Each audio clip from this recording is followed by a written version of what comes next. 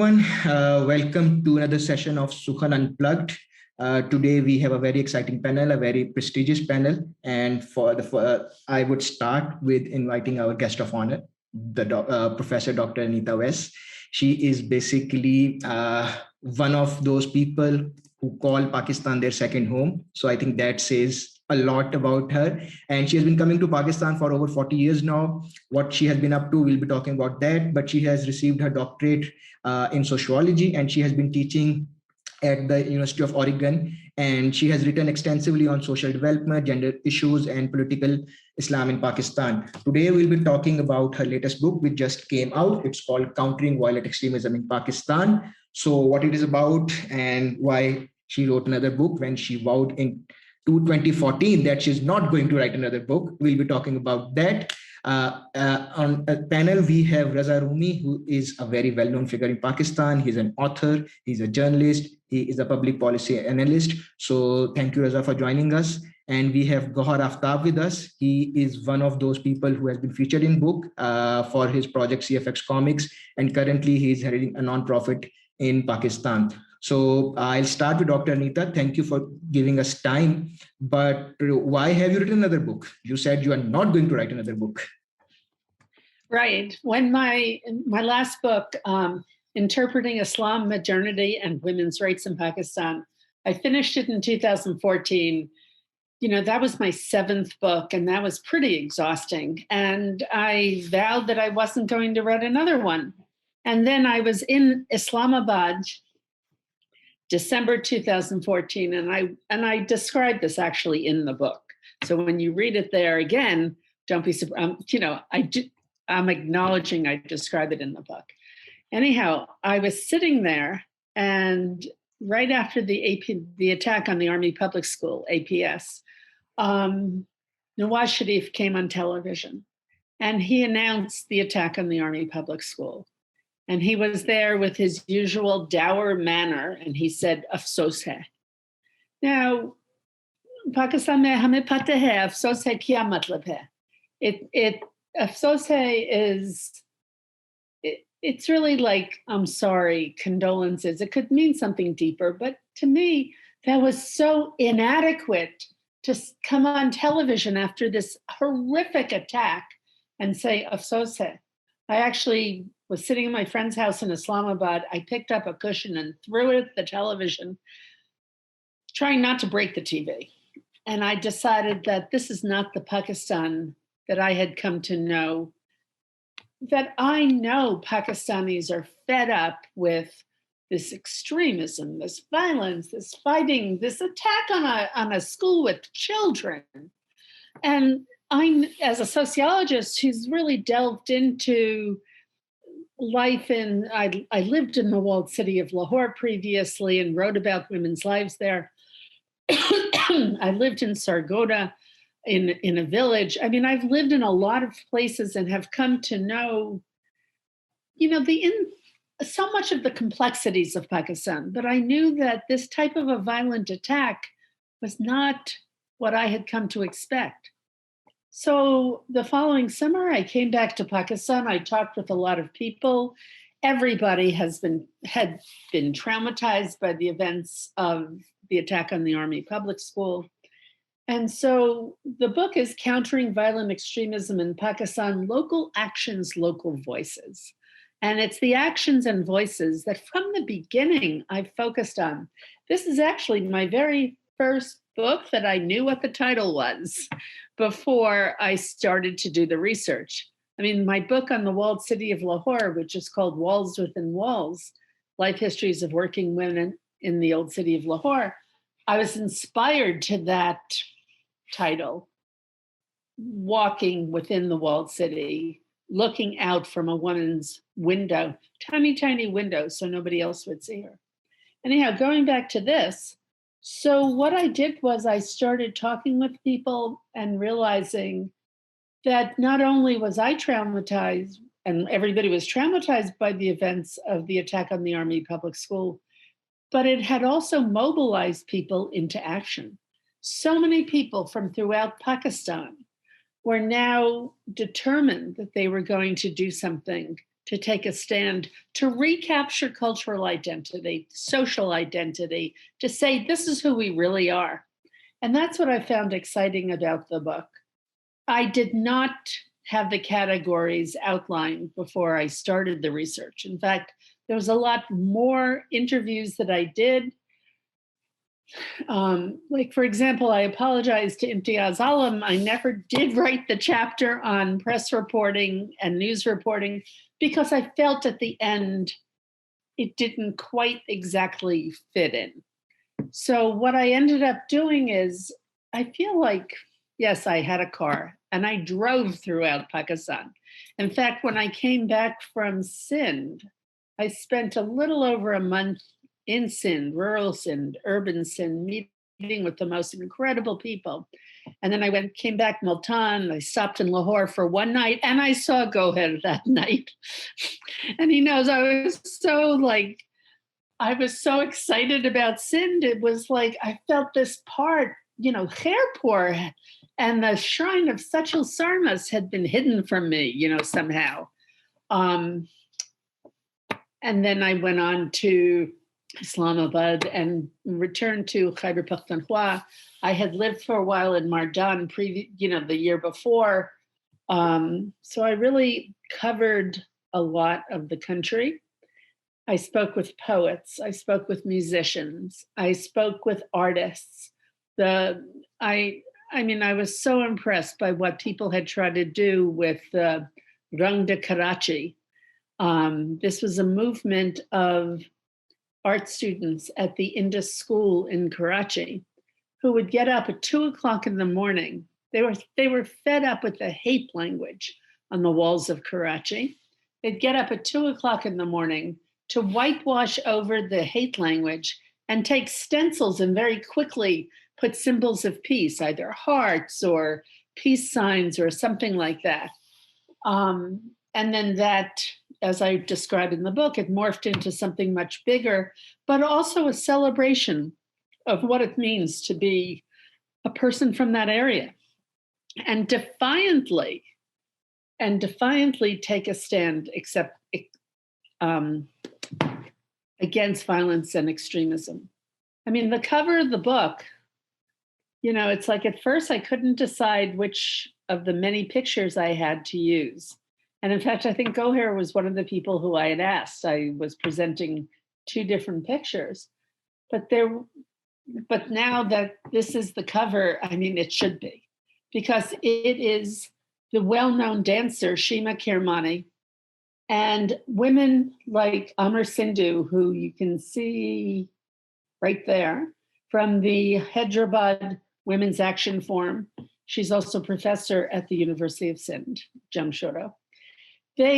After the extremist attack on the shrine of, the shrine of Shabaz Qalandar in Sehwan, they raced up there and they defiantly performed the Damal in front of the shrine and said, you can't destroy who we are.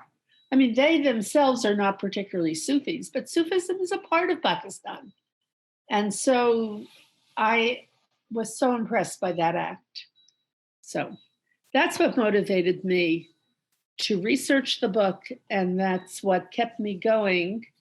And my hope, what I would like to do, is to go back and do more. I could just see myself going into villages and talking with local religious leaders and finding out what they are doing to take a stand against extremism. I did that in Jung for a bit, but I didn't have enough information really to write about it, and I'd like to go back. So what the book is about is trying to understand what it is the Pakistanis are doing. It's not a prescriptive. I'm not saying what should happen. I'm just saying this is how Pakistanis are taking a stand to recapture culture and identity, to say this is who we are, and you stop it. We're not those violent extremists. Raza, I'll like to take your comment on the book and the effort, and she raised a very important point, that Pakistani are trying to counter what we have been going through for the last 30 years. So if you can just comment on the book itself and the context And what do you think about the effort? Raza, your mic is muted actually. Yeah, thank you so much, Hamad, for inviting me.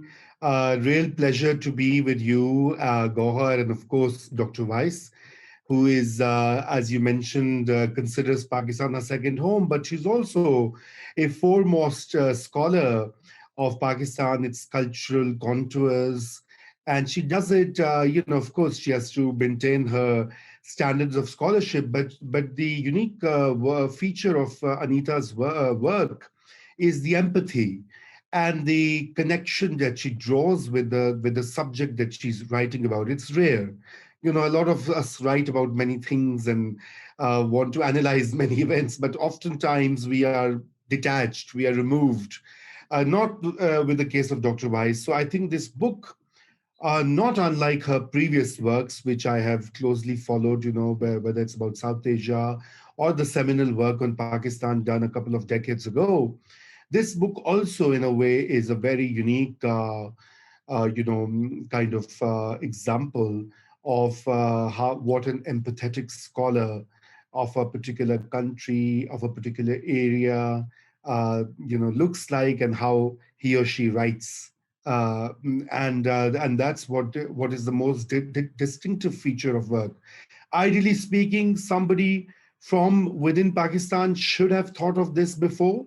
But anyway, since Dr. Weiss is a honorary Pakistani in so many ways, so it's just fine. It's because, this book is about us. This book is about our resistance, our voices, and the various responses that Pakistan's civil society, its artists, its writers, its poets, its, grassroots organizations, its educationists, academics are struggling to not only counter what we have made of, or what we have turned Pakistan into, but also the kind of after effects of the regional and global security conflicts, of which Pakistani people are not always full or willing participants. We happen to be dragged into war since the Cold War because our rulers or our ruling elites chose certain paths and certain policies. I don't think that that in 1950s we had a referendum whether Pakistanis wanted to side with the US in Cold War against Soviet Union, or whether Pakistanis really wanted to train mujahideen in the 80s to fight the evil Soviet Union in Afghanistan, and more recently, the war on terror that is now kind of subsided, but we have been tremendously affected by that decade. I mean, now it's 2 decades actually since the Afghanistan invasion of 2001, right after 9/11. It's been almost nearly 2 decades, so it's almost close to a generational shift that has gone. I mean, there are kids, young people who have just grown up looking at security barricades, or containers. So I used to live in Islamabad in the, late 90s and early 2000s. And it was a different place than what it became. Containers, many roads blocked. You could not drive on the Constitution Avenue. The blue area was all, everything had to be diverted. There were all these checkposts. So even in my lifetime, I've experienced these things. And of course, later on in 2014, I was a victim of a terrorist attack myself, and which led to a loss of life. So, I've been through that. And the very fact that today I'm here on this Zoom panel with you is that, there's a part of me which wants to reject that and resist and fight back. That I'm not going to be silenced, and I'm not going to just give up on my life or what I want to do, or my ideals or my principles, because they are as dear as, despite the odds and despite the hazards. And that's what a lot of people are doing. And Anita's book documents all those strands, movements, whether it is, the schools in South Punjab, or the schools in Khyber Pakhtunkhwa, the Bacha Khan school system, or whether they are these examples from Sindh or Karachi that Anita documents so meticulously, like a really responsible and yet passionate anthropologist come sociologist. It's a very intersectional book as well. From a disciplinarian point of view, you cannot categorize it into security studies or anthropology or sociology. She brings all these things together. She weaves a narrative, and most importantly, it's a book that can be read by anyone. So it's not restricted to scholars who just read each other's work and comment and critique and then it's over. It's meant for a wider, larger audience, and that's why I really hope that it is translated by OUP as soon as possible, so that it's available to the large audience in Pakistan, but English-speaking readers or English-reading population of Pakistan and even India and the West. They must read this because, we have this unidimensional perception abroad. I was once a regular traveler to India, and, people would often be surprised and they would say, oh, do you have clubs in Pakistan? Do you have restaurants? So do you guys actually go out, because all they were hearing was Taliban and bomb blast and this blast and that attack. And same in the US. And same in the West, in Western Europe.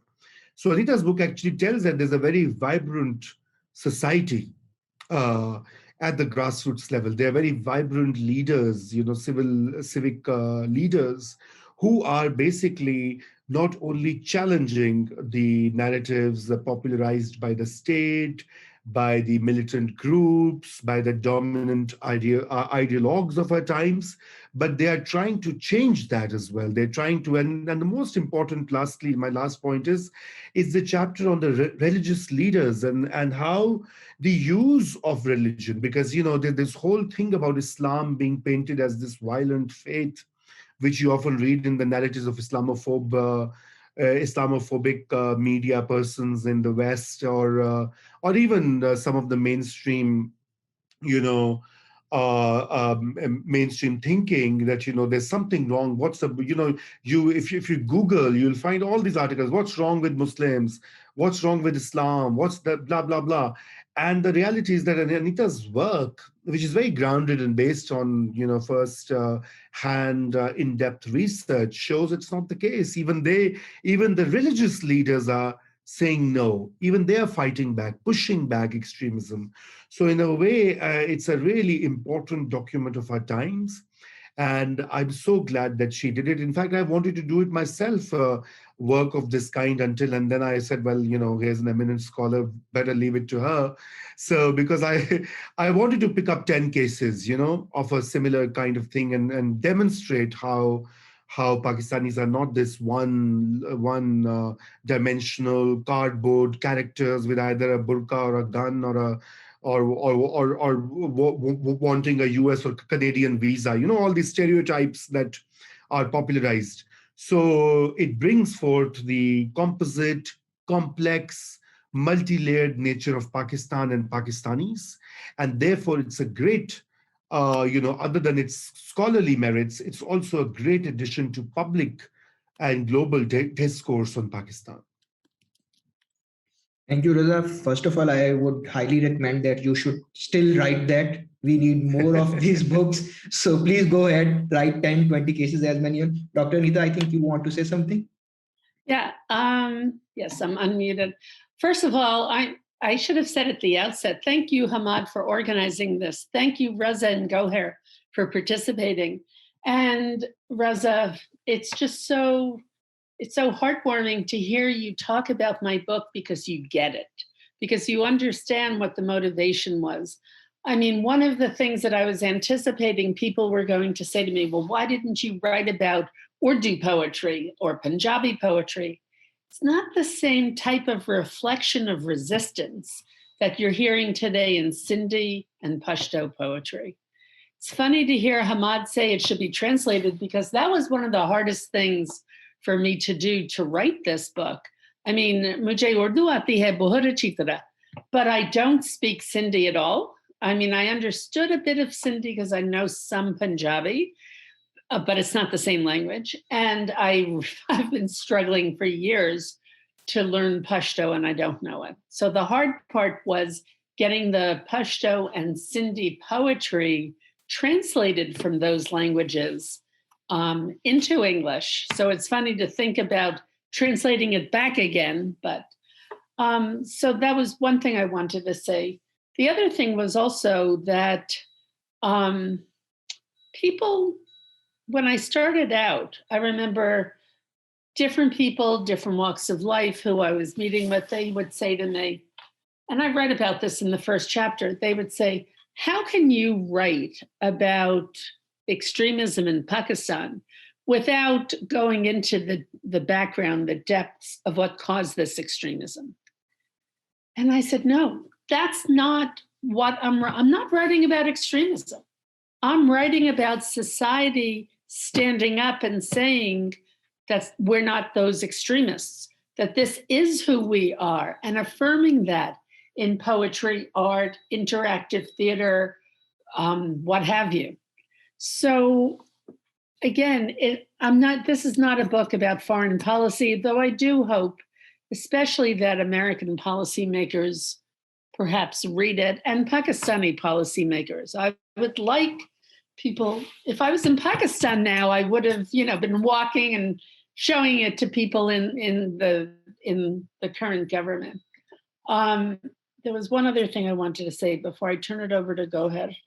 I'll remember later. Thank you. Okay. Thank you, Dr. Anita. Raza actually talked about extremism in Pakistan, and how Islam is misrepresented. So that takes me back to 2014 when Gauher started a project, and I'll add a disclaimer that I was lucky enough to be part of that as well. So in a way, I'm not named in the book, but I am part of the book. So thank you, Dr. I'm sorry. That's okay. It ended up being about Gauher's journey. It should be. About how he got behind Pasban. And now I remember that third thing that I should mention now, because Raza was talking about it. When I first started, first time I arrived in Lahore, 1st January 1978. I know, yes, I'm old. That's why I look like this now. But 1st January 1978, I was a student on the Berkeley Urdu language program in Pakistan. And at that time, and for the next 10, 15, up to 20 years, people would say, when I would say in the United States that I do my research on Pakistan, they would go, you do? Like, what do you do research on Pakistan? But really, for the last 20 years, when I say I do research on Pakistan, they go, oh, you do? So it's been a marked difference in response. But I have to say that at the end of the day, I am proud of the body of work that I've produced, because I really have tried to be struggle and meticulous, as Raza was talking about. It matters to me. Okay, thank you, Dr. Anita. Coming back to Gauher. So I'm talking about the project CFX Comics. It's one of the projects that has been mentioned in the book. So Gauher, I like your comment on the project, the book itself, and if you could shed some light on what you were doing and what was the purpose behind that, and how you were trying to address all of these problems that we just talked about. Thank you, Humad. And absolutely, I must acknowledge before I give any response that you were very much a part of that project. And we had a wonderful team with us of highly motivated and highly patriotic people that the combined efforts were what made that a success. And Dr. Anita was just kind enough to actually give us the platform to speak about it. Even now, when the project is over and we were not able to sustain it, I'm glad that we still survive in the test of history by being captured in Dr. Anita's work. That's the benefit of academia, the benefit of sociology, the benefit of all of the excellent work that Dr. Anita does, is that somehow efforts like ours, even though they were very well motivated, can still stand the test of time. So thank you, Dr. Anita, for that. And another thing, just before I talk about the project itself, the Pasban series and CFX Comics in general, is what a refreshing experience it was and an eye-opening experience to meet Dr. Anita Weiss. So I remember the first time and the first session that we had with you, Dr. Anita, and it was, I came away from that session, with a huge realization that actually you probably spoke better Urdu than I did. You've probably seen more of Pakistan than I ever have. And you probably know a lot more about the diversity and the different cultural traits in Pakistan than I had ever experienced, right? And it was a very humbling experience, but also it allowed me to really open up to you because in the way that that Raza understands the implications of your book, you also understood the implications of our work in a time post the AIPS attack, when it felt like Pakistani society was really, trying to kind of at war with itself. The two extremes were at war with itself, and there was no real understanding of the gray areas of extremism. How we actually got into that particular situation with you, you could really understand and go beyond things like, what are the root causes of extremism? Things like, how did we actually get into this space where our society can create people who would go out and kill 150 kids in a school? It's such a mind-boggling thing when you say it out loud. But you understood that. And so we could talk to you about the motivations and then about how we approached that problem to solve it in our own particular way. But anyway, thank you, Dr. Anita, for writing a book like this and capturing the stories of people like me and Hamad and others. And now talking a bit about CFX Comics itself. So after the AIPS attacks, my understanding has been that was definitely a watershed moment for Pakistanis, from all walks of life. We all had to make a decision about what type of identity we were going to choose. And we were finally confronted with the reality of the ugliness that can come out of a completely extremist society or society which completely condones extremism and acts of violence of this nature, right? And I felt, like many others, that we were kind of missing the point, that we were thinking that terrorists and violent extremism are just equivalent to devil worshippers, equivalent to Satanists. These are just people who are completely either not Muslims, and we were actually missing the point, because there are very genuine reasons why people turn to extremism. And if we don't really address those reasons, if we don't actually confront those holes in our identity, we can't really chart a pathway out of it, or a pathway back towards a common denominator for all Pakistanis to exist. And so that's why we wanted to tell the story of a group of young people who actually, with the best of intentions and patriotic motivations, humanistic motivations, actually end up becoming radicalized. And then, the pathway of, the divergent pathway of how somebody then takes that type of good, positive motivation and becomes violent. And then the pathway of someone who realizes their inherent contradictions with this type of narrative and then reverses their trajectory and goes back to being a part of society that rejects violent extremism. So that's kind of what we did in the Paswan series. And I'm glad that when we were able to put that out about 3 months after, or maybe 4 to 5 months after the AIPS attack, we got the support at the time from various, from various actors in civil society, from various organizations, and we were able to go out in places like Lodra, Multan, Bahawalpur, Lahore, various parts of Punjab and southern Punjab, and distribute almost 60,000 copies of that 6-part series at various schools. It was meant for the age 10 to 14 audience, because that audience is more susceptible to these type of violent extremist narratives. And we wanted to have a conversation directly with them about this type of slippery slope that they could fall in. And we were very glad to see that not only did they react very positively towards our message, but they even started thinking and started acting on their own, started coming up with events to share their own experiences about that had been instigated by the story that they read, even months after we had done our activity and left. And what we realized was that, yes, there is a very strong inherent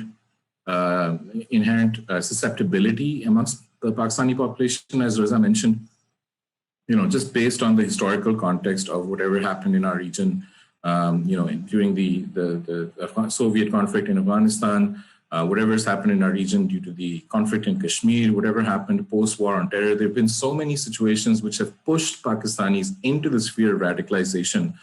And so much, I would say, historical fodder to justify violence and justify radicalization, that it's hard for many people in Pakistan to actually figure out which line of the divide they need to be in. And so we're glad to have the ability to instigate that conversation. And I hope that there are other initiatives out there that are just like ours that try to use storytelling to do it.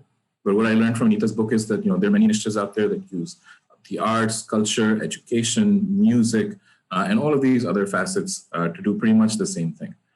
So that's kind of what our motivations were about doing that project, and we're very glad to have reached so many people with that. Thank you, Gauher. I'll go back to Dr. Anita, and we'll go to the panel afterwards. But as Gauher mentioned, that this book is not just about arts. It also talks about poetry. It talks about music. It talks about what the role of religious leaders is. And then you also go back to one of the traditional institutions, that is education. You all talk about the educational system and the problem it has.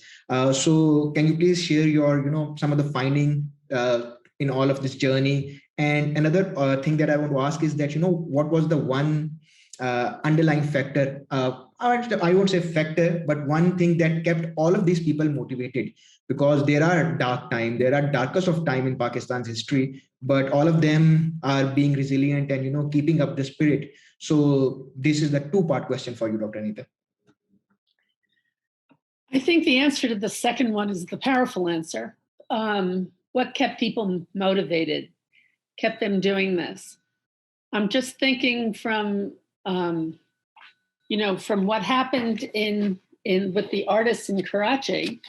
I'm just trying to find, I'll never find that quote right now, but just give me a second as I try to look this up. I'm going to try to show a picture of a sculpture that I took, which to me really, this was the other choice for the book jacket. And it's by Munawwar Ali Said in Karachi, and he calls it Lizard on the Wall, the memory of the AIPS attack. And I will send this page. I think you can see it pretty closely. If you have the book, it's on page 112. And I asked him what his motivation was for creating such a powerful sculpture. I think, Raza, you can see it clearly through the screen, right? Okay, now you can see two of them. Anyhow, and he said, I had no other option. I had to express what kind of a tragedy this was for Pakistan. And so when I spoke with people involved with BISWA, the Batai Social Watch Advocacy NGO that's in Upper Sindh in the larger Khairpur area, that was exactly what they said also, that they had to respond. They had to do what they could to try to bring their society together. They took me to a village where they had been very active for a number of years, but in very minor things. But they said one of the big problems in the village, besides being people there were incredibly poor, but people were spending their meager resources fighting each other and getting released from jail all the time, because one person would attack another person, they were put in jail, then their community would attack the other group. And he said that we had to get in there. We had to get people to sit down and start talking with each other. And now the community really functions so well. As I was leaving Sindh, the last time I went there, they had all come together to raise money to purchase an ambulance, so that if somebody, they're about 2-3 hours, most of the villages are 2-3 hours away from Khairpur. So they purchased an ambulance so that people, if they in medical distress, could go to Khairpur. So my sense was that on the whole, most people felt that they had to act because there was no option. I mean, Pakistan was falling apart and they could not bear to see that, to see the violence that was ripping it apart. Now, I have been, I know quite a number of religious leaders in Pakistan for many years. Khalid Masood was extremely helpful to me in getting the initial connections with some of the religious leaders I wrote about, especially the ones in Lahore. And the reason why that was so helpful is that there was an immediate sense of trust between us because Khalid Masood said to them, trust her, she's okay. He had helped, I've worked with him on a number of things, especially, I said my last book, Interpreting Islam, Modernity, and Women's Rights in Pakistan. And the chapter I had on different issues of Islam, I sat down with him and we went over it a lot, and, and with other people as well. When I met, for example, the Imam of the Badshai Mosque, and then when I met an Imam of another Deobandi Imam, I was just struck by what charismatic and yet also nice people they were. I mean, people who actually cared about their community. I mean, I had this stereotype of these, they both fell into this category of religious leaders, and the cynicism that I had held about some religious leaders, I realized was unwarranted, because you need to get into the weeds to understand what's really happening. And then Dr. Qibla Ayaz, who I first met in Peshawar, and I started writing this book, researching the book.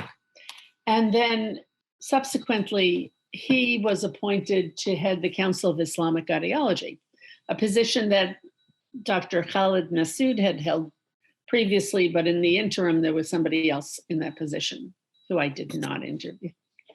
Anyhow, so I met with Dr. Qibla Ayaz a number of times about these different movements, about these different attempts by religious leaders, whether in Peshawar, in Lahore, in Multan, and elsewhere, to try to bring leaders together to talk amongst themselves, to find common ground so that they were ready in the event that there was an attack from one group on another group, especially on Shias or Christians.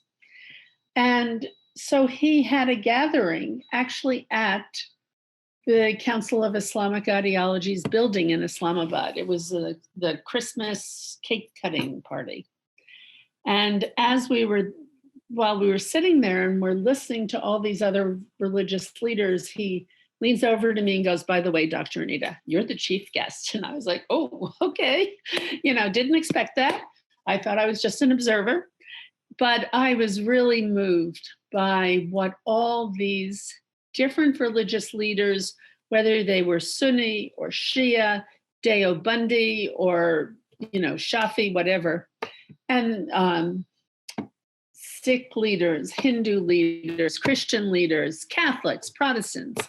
I mean, the whole diversity of the religious community in Pakistan was there that day at the Council of Islamic Ideology. And so after everybody was saying how they felt that this was a momentous moment, then he asked me to say something. And I looked at everybody and I said, this has been really enriching to hear you say it.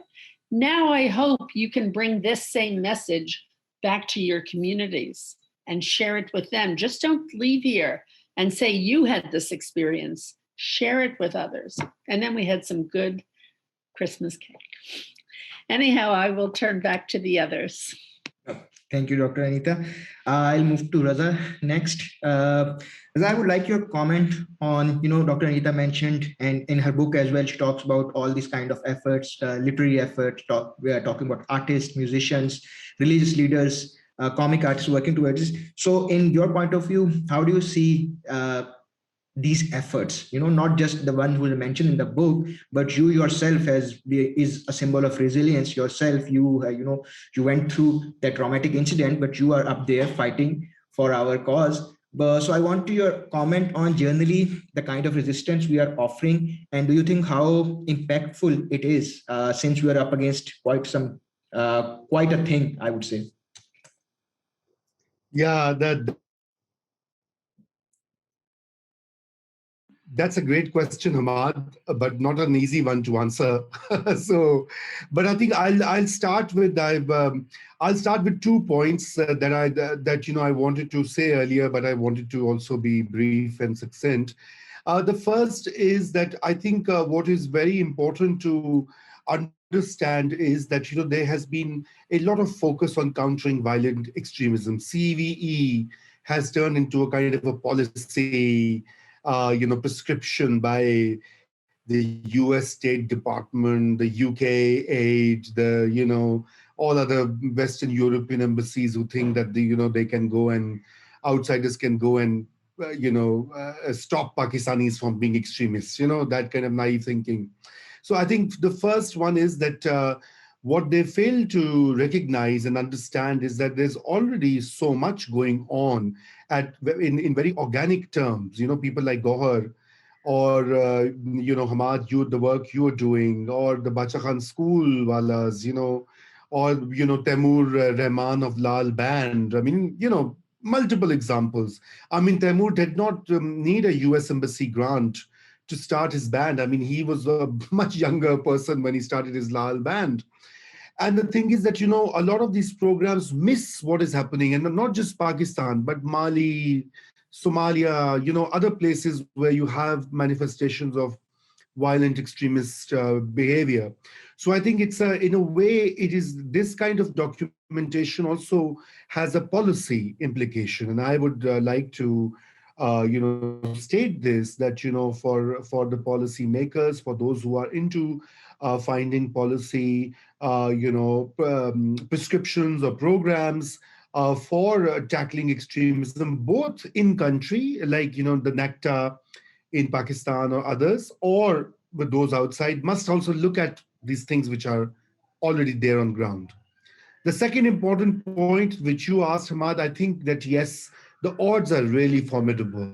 We are fighting against, almost 40 years of indoctrination, the revision of textbook curricula, the jihadist narratives in politics, in public life by the state.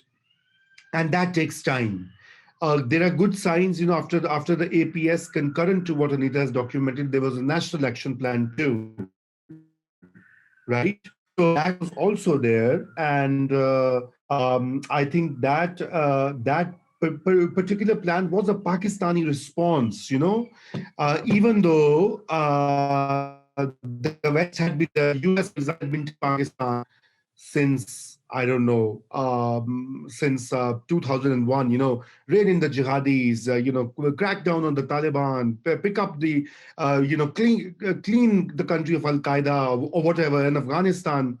But 2015 was a watershed moment because the Pakistani state, and since then we have seen, signs of a paradigm shift. Of course, they are very raw, they're not fully implemented, there are many things to be done. And the work done by civil society and the state's policy can work in tandem. They are not always, or they don't have to be opposed to each other. Always success in any field, whether it's countering extremism or other matters, comes when the state gets support from the people, when the civil society is an active participant in advancing state policies. And one of the unfortunate parts here is that, this particular area has not been given the kind of importance that the Pakistani government and state ought to be ought to be giving, higher education, for example. Instead, what we see is a crackdown on NGOs and civil society in Pakistan. INGOs have been pushed out. Local NGOs are all spies or, Indian or US or Mossad agents, So that mindset is also a big problem at the moment. Instead of, so they need to find out that free media, a vibrant civil society, artists, musicians, playwrights, dramatists are all going to be useful for the state should it actually want to shift its policy course, which it is saying it wants to. So here's the time to find these connections and work with them, not work at cross purposes, thinking they all are, because Dr. Anita comes from the US, so she must have a CIA agenda. I mean, I'm sure Anita since 78 has heard of these things. I mean, I get these daily, Anita is a white Gori, so I'm a brown Pakistani, but even I get these, earlier they used to call me, I'm an Indian agent, then now that has changed to CIA agent because I live in America and teach there. So obviously it's easy because the CIA has nothing better to do than to finance me or whatever, or to Anita for that matter, for writing books. I mean, really. But what I'm trying to say here is that we need to find collaborative strategies. And that's what Anita's book is also important for Pakistan's policy makers. And what you are saying, Hamad, about the odds and the challenges, that's how we are going to overcome the challenges. That's how when these narratives get popularized, they become public, they're shared, they generate conversations on telly, in study circles, in schools, in academia, online, as you're doing through Sukhan platform. That's how this narrative will go out and influence both the society and the state. Thank you so much, Raza, for your insightful answer. I know Raza has to go, so I would like to take this opportunity to thank you for joining us today and giving your insights regarding the book and Dr. Anita's work. Thank you, Raza. Welcome. Thank you. If you can hang on one last minute, because I just want to respond to what you just said. Please do. When I started writing this, why did I use the terminology countering violent extremism? It precisely, I covered a little bit about what USAID had tried to do.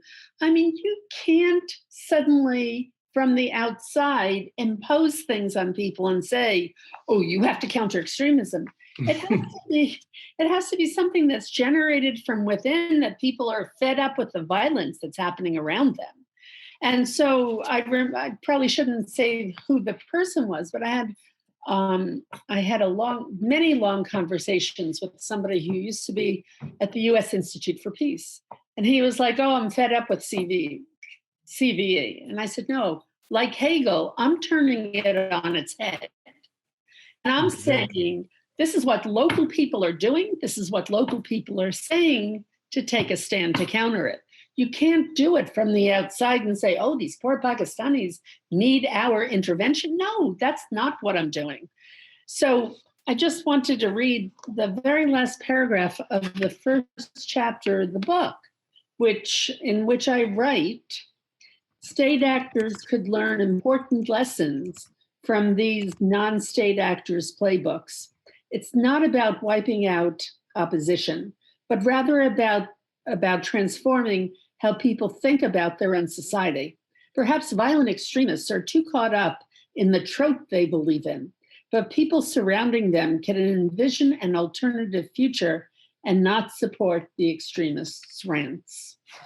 Wonderful, Dr. Weiss, and a 30-second response to your response before I sign off is that absolutely and that's why I highlighted this, because I noted these lines in your text, but I think what beyond Pakistani policymakers, I think it would be great if the State Department invites you and actually asks you to brief them on the way you are turning CVE on its head, right? And using that particular term to give an alternative interpretation and meaning to it. So I think that will be very helpful, because they've spent millions of dollars, I don't know, with very uncertain results. So I would really, I think I'll tweet about it, that, this is time. Hey, State Department, since you have a new leader, so better get Dr. Anita to DC to give you a little briefing, or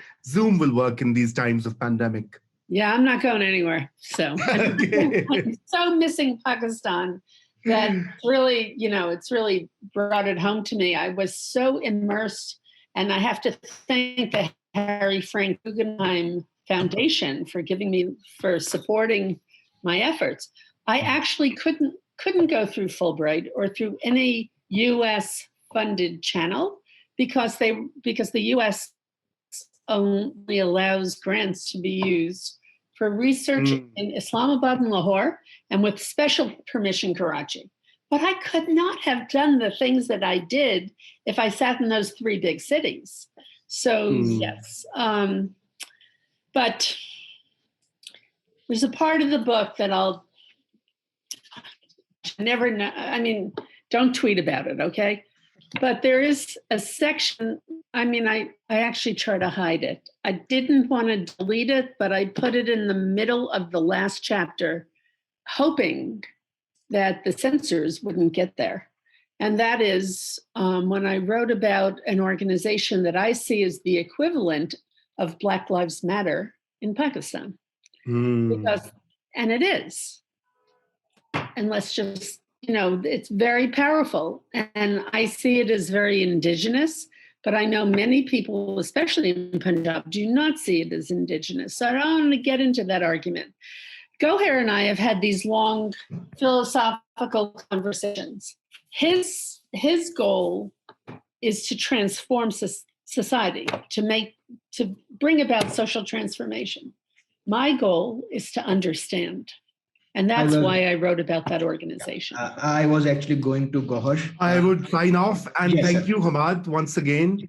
Thank you so much. Thank you, Gauher. Nice meeting you in person, in e-person. And see you soon, Dr. Anita. Bye-bye. Yes, and do contact me when you're back in the US. Of course. Thank you, Raza. Thank you.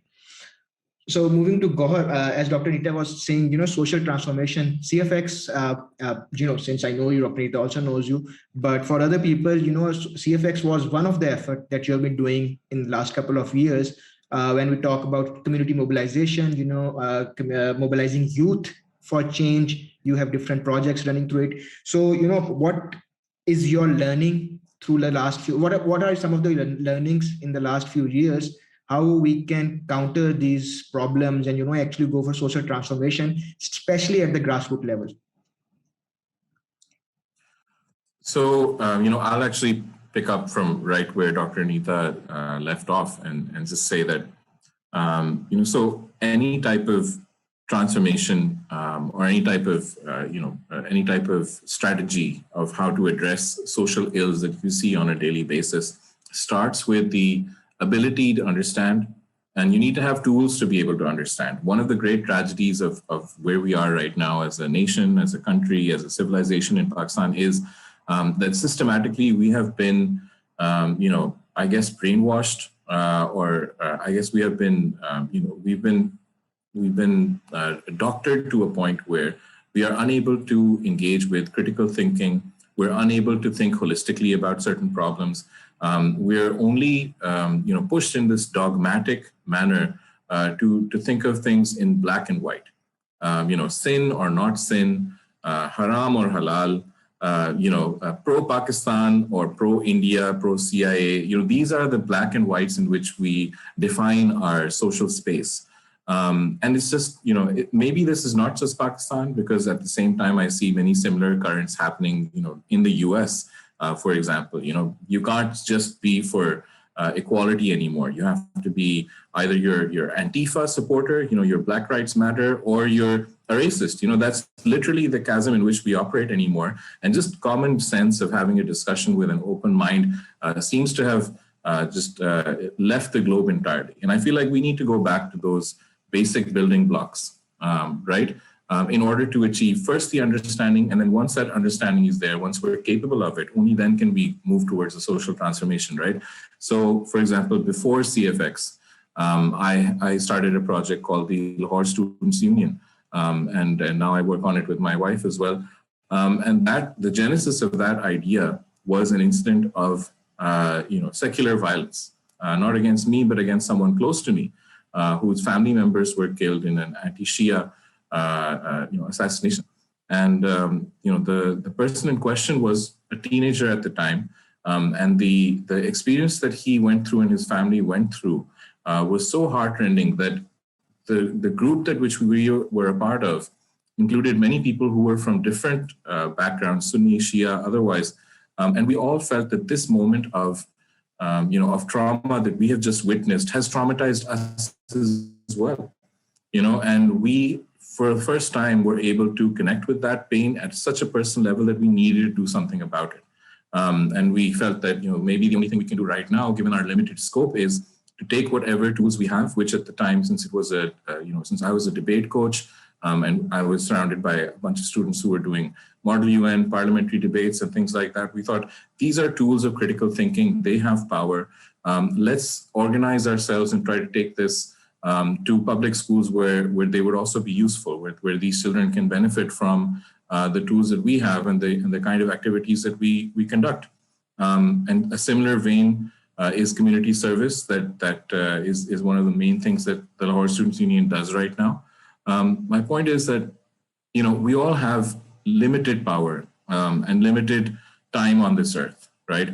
And we all do have a unique vantage point in which to address society. Like for me, maybe I'm slightly more privileged than the average Pakistani. I have slightly greater access to resources, but to be honest, I'm just a citizen. I don't have any position of power.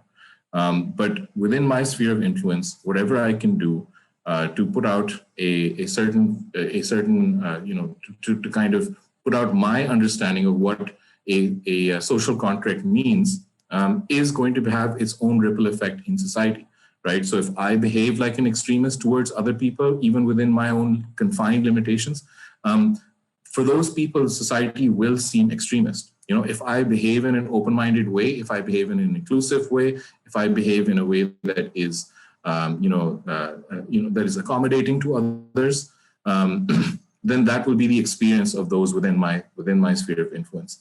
And it really is a messy business, transforming society. It is not the job of any one particular individual. To be honest, it's not the job of the government either, because I find it really hard in this day and age to envision a state that has that type of control over its citizens' lives. I'm sure every state would love to have that type of control, and I'm very sure that most of them don't.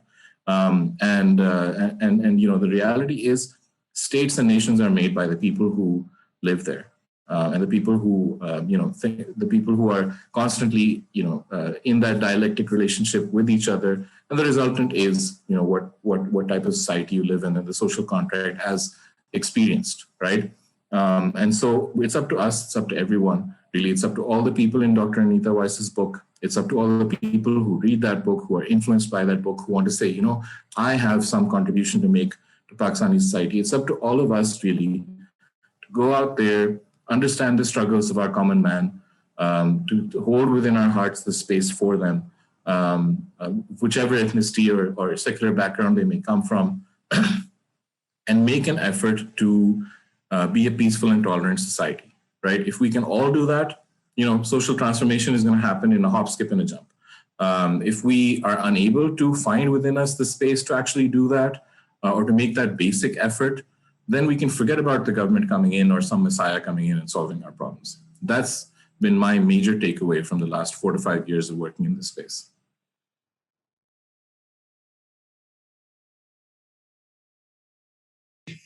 So thank you, Gauher, for an excellent, I think, some of the excellent comments. I would like to request Dr. Anita to comment if she wants to add anything to what Gauher said, and if we missed out anything that she wants to mention about the book, so we can wrap up the session. Well, first of all, Gauher, as you and I mean, Gauher was really so helpful in questioning how I was thinking about things as I was writing the book.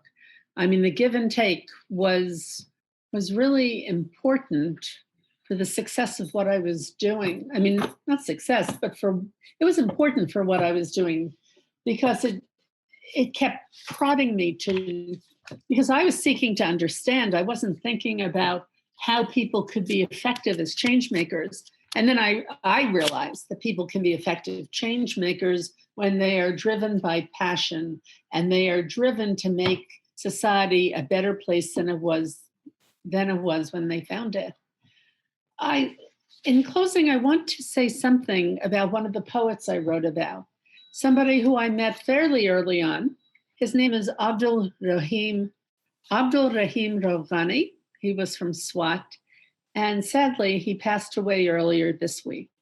He had severe kidney failure, but he was not only was he able to capture sentiment in his poetry, but he affected a whole generation of Pashto poets and musicians like Karan Khan, who was originally from Swat and is now in Peshawar. So it's like how we can plant the seeds of believing in this resistance poetry, of believing that we can be change makers and how that can affect others. And I just wanted to read one of Rouhani's poems here, especially since I know that in Punjab, many Punjabis don't even think about Pashto poetry, but Rouhani was a very special soul. And this is from page 29 of the book, if you have it. And he writes, his poetry speaks to how terrorism and political corruption have embroiled Pakistanis and Pashtuns in a conflict not their making, which is really what Gauher was talking about. And then how it ultimately transforms their society. And he writes, this is his poetry that's been translated. They take your conscience, they take your faith, and they take your belief. They gave the peace-loving Pashtuns a bad name for no real reason and made them fight jihad. What is tragic is that they have taken away Pashtuns' love for the things of this world. O Lord, shield your Satan, Shaitan. For those people are so satanic that they will take away the Pashtuns' fear of Satan. So with that, I just, one of the other things that I realized the impact of the book that I've heard from a lot of people is that it has exposed Pakistanis to learning about what people are doing in parts of Pakistan that they also never thought about. So I'd like to draw attention again to Jamshoro in Sindh. It's just right outside of, it's the twin city with Hyderabad. But I think the only person who I wrote about in two separate chapters is Sef Samejo. He's both a musician and a poet. And he has had such a powerful influence on people listening to him. I don't want to say it's a revival of Sindhi music. It never died, but it's really an affirmation of what is Sindhi and what is Pakistani to him. He's most influenced by Shah Abdul Latif, and I think Latif is his muse in his music and his poetry. But this is something like Punjabis just don't know about. But I was so happy one time when I went to a Lauti Melo that he put on, and Timur Rahman and his Lal band were performing there. So it's sort of like worlds merging together. So with that, I hope that I just, with this book, have made people think about what's happening in the larger society, getting familiar, getting acquainted with it, and realizing that Pakistan is so dynamic. There's so many amazing things happening. And I hope that all Pakistanis get to know about them. Totally, Dr. Anita, you are right on. Gauher, you wanted to add something? No, I was just saying, to what Dr. Anita said. Very nice prayer and very good note. Yeah, definitely. I think that's the high note we're going to leave this session. But you are totally right. We were talking in the previous, offline discussion as well, that this book is not just for the West. This is not a book to introduce Pakistan to the world, but rather we as Pakistanis, we need to know more about the initiatives that are happening here. We often talk about, the counter narrative comes from within city. We often talk about that, if right extremism is happening in USA, then there's a counter narrative. Similarly, in Pakistan, there is a counter narrative, and a lot of people are working there. I would admit, being part of a circle where I get to know people, amazing people like you, a lot of these projects were still, new to me as well. I got to know about Zoya Science School, for instance, and what they are doing. So efforts like these are definitely much needed. Gauher talked about the first meeting. I remember we met in a CFX office. The first time you came, the first meeting we had, and I remember telling you about my tiny project, My Voice Unheard. And I talked about, I want to highlight all these unheard voices and, bring forward these narratives. So I think in our own way, in our own capacity, we are all are trying to do. And this book is an excellent addition in that effort. So on behalf of Pakistani and on behalf of all of your fellow citizens, we would like to thank you for the book and for joining us today for this insightful discussion. Thank you. And thank you for inviting me. And the reason why I went with Oxford University Press to publish this is because you got it right. I wrote this really, well, I wrote it so Pakistanis could know what's happening in Pakistan. Yes, as Raza pointed out, I think it would be helpful for policymakers to read it, but I don't think it's going to affect how they think about things or what they want to do because they, whatever. I don't want to get into that. But I went with Oxford and I negotiated heavily with Oxford so that the price of the book is not that expensive. I think it's marked at 1,000 rupees. Yes. And for a book, 1,000 rupees is a reasonable price. Dr. This is currently it's a 50% off. Currently, the books are going at the double price currently in the market. The new books which are being released, they are double the price of your book. So, we got 50% incentive. Well, no, this was it. I heavily negotiated with OUP because my goal is that I really would like people in Pakistan to read this and to think about what they're doing and to think about what else they could do. Gauher, any last comments before I wrap up? No, it was a pleasure being here to be part of promoting Dr. Anita's 8th book now, right? And I'm sure there are many more to come. But no. There are. You keep saying that, but I have a problem believing you. But so hopefully there are many more to come, and I'm privileged to be here to promote the 8th book. So thank you, Hamad, for having me. We'll be here for the 9th one as well. Don't worry. But thank you, Dr. Anita. Thank you, Gauher, and thank you, Raza, for joining us today.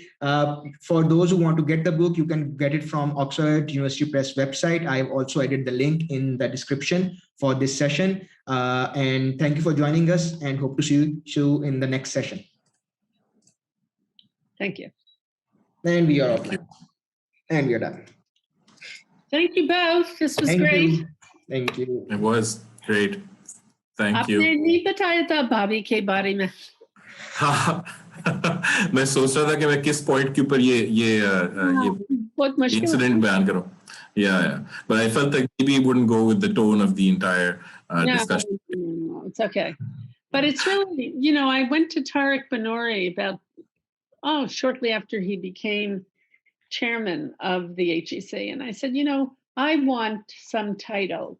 I want you to think of some title for scholars who've done research on Pakistan that can mark that you acknowledge the research I've done. And he was like, no, and he hemmed and hawed. And I was like, I meet people and they still say to me, oh, you know Urdu? As if I know nothing. But then he said to me, and he pointed it out quite well, he said, look, it's a great idea, but then you wouldn't like who else is in that group, because I'll be under so much pressure to appoint other people to this who don't belong there. So I was like, you're right. So we gave it up.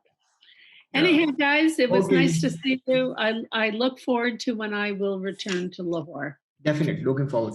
Same here. Say hi to me. Okay, Will bye. do. Bye-bye.